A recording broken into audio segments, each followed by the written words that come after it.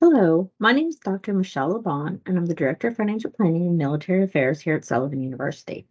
This meeting will discuss how to complete your entrance counseling for Stafford loans for undergraduate or graduate level, with a focus on undergraduates. So first, we're going to go to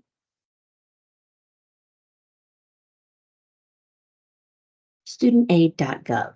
And from this website, you're going to click on loans and grants. This website should look familiar because it's the same website that you completed your FAFSA on. And underneath loans and grants, you're going to see a list of things that you'll need to complete to obtain a Stafford loan. The two things of interest are going to be your master promissory note and your loan entrance counseling. This session will focus on the loan entrance counseling. If you click on loan entrance counseling, you will see that you have two options. As an undergraduate student, you would click here to log into your FSA ID account. If you are a graduate student or working on a PharmD, a professional student, you would log in here. This meeting is going to focus solely on undergraduate, which has very few differences from the graduate.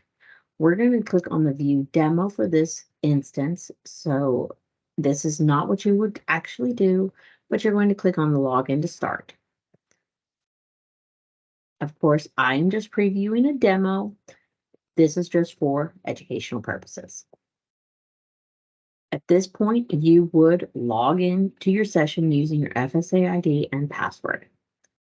You can see that entrance counseling will take approximately 20 to 30 minutes to complete, and it will inform you of all your requirements and educate you more about the loans. Your financial planning coordinator is also available to assist you with all of these items.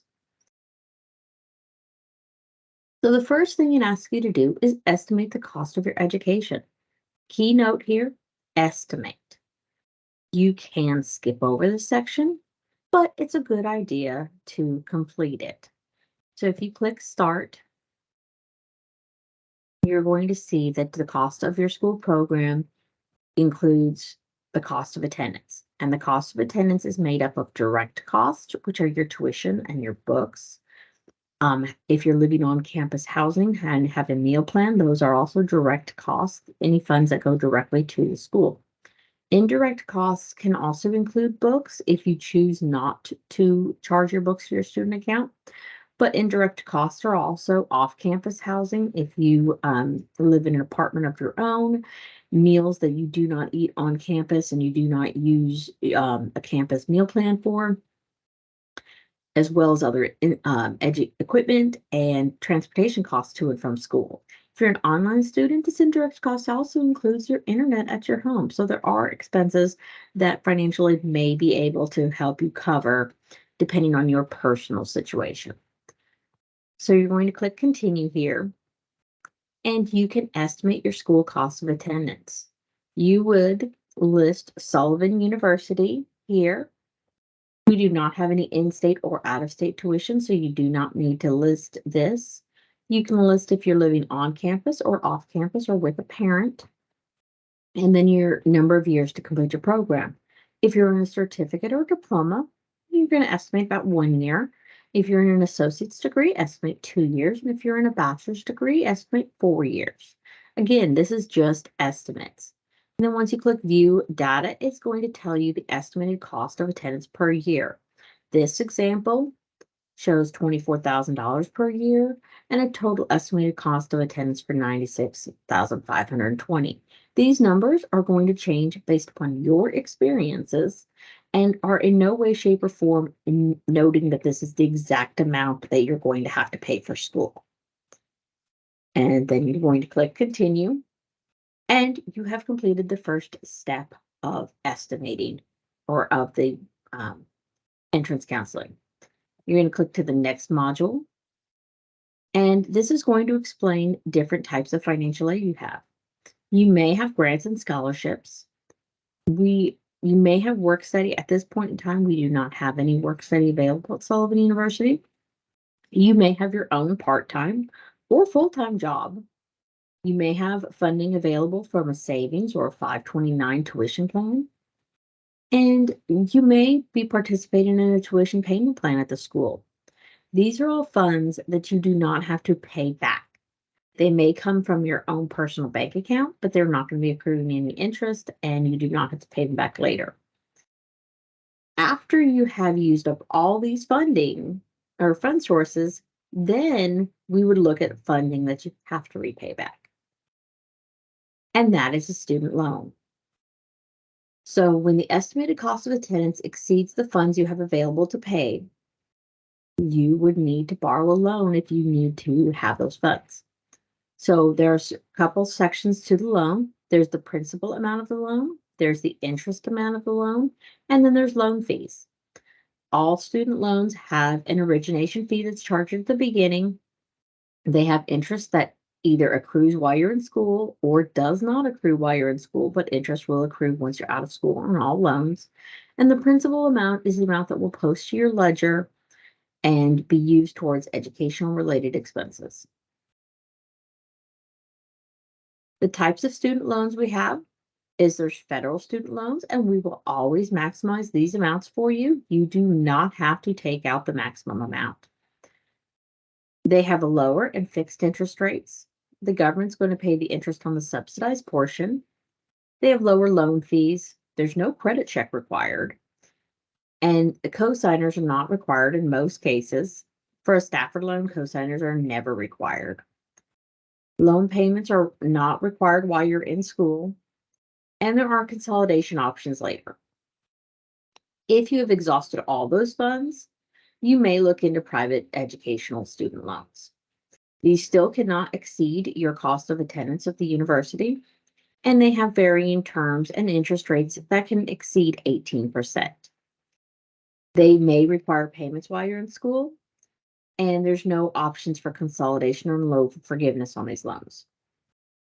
So if you need a private student loan, you can take one out, but understand that we would want you to maximize your Stafford loans first, as they are the best loans for you. And now you've completed your paying your education. The next section looks at how federal student loans work. And this just kind of explains to you the steps that you must take. You must pay them back with interest. You must sign a master promissory note, and there are loan fees that are deducted before the funds post your student account. This will briefly go over what a master promissory note is. One thing to understand, this loan allows you, or this application allows you to only do one application for 10 years.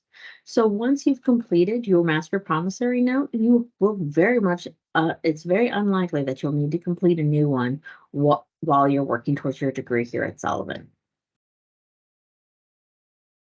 And then you can click here, and it'll discuss the different loan types. Undergraduates are eligible for subsidized and unsubsidized loan depending on their need. Subsidized loans, the federal government is going to pay the interest for you while you're in school. Unsubsidized, you're responsible for interest that accrues. You do not need to pay it while you're in school.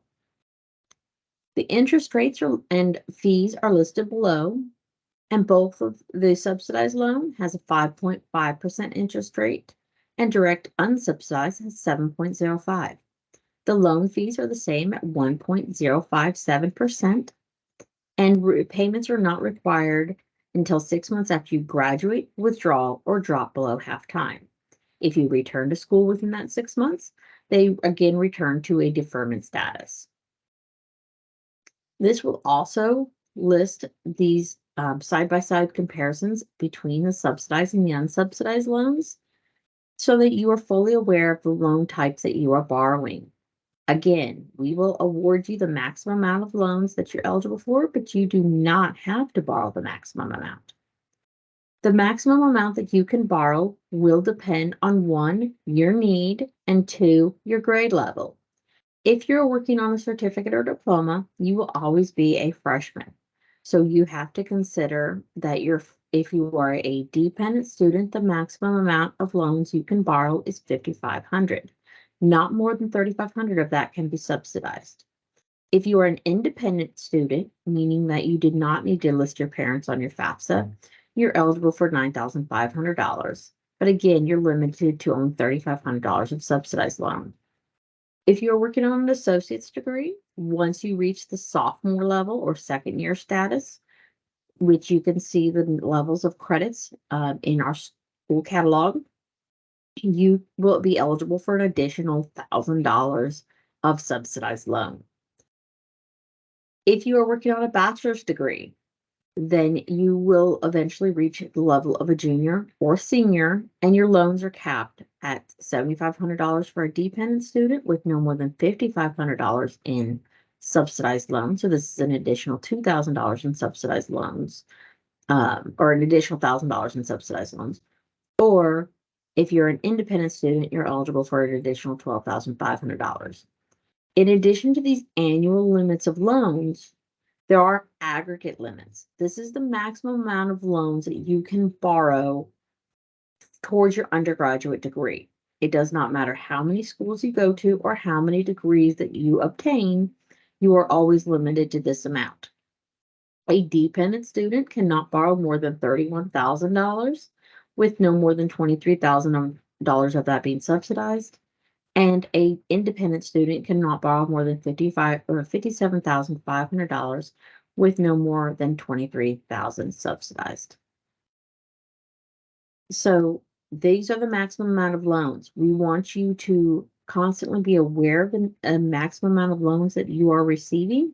So it's a good idea to review your Borrow Wisely every year, which will show you your current maximum, your current borrowing level, and the remaining amount of loans you have after that, or have from your aggregate.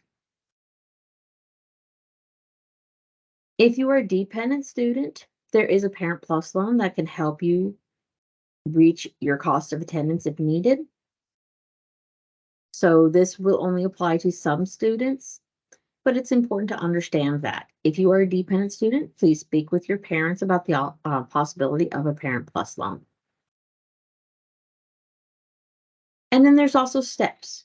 Steps to obtaining your federal student aid. The first step is completing a FAFSA. The FAFSA must be completed every year